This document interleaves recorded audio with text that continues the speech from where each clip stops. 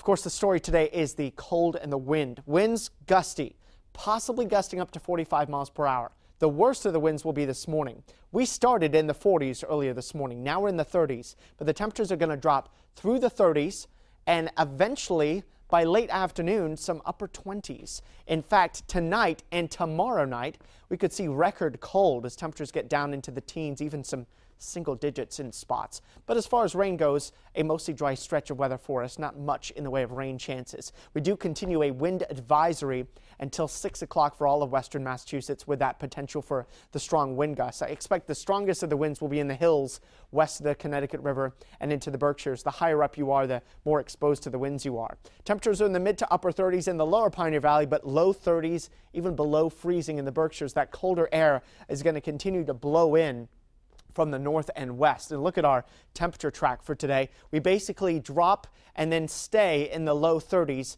through the early afternoon and then upper 20s by 4 o'clock. This has all happened because the leading edge of cold air moved in with a few rain and snow showers early this morning, and now the winds have changed direction. They're blowing very cold air from Canada out of the north and west. There's even a few flurries that are going to be possible in the hills west of the Connecticut River through about 8 o'clock or so.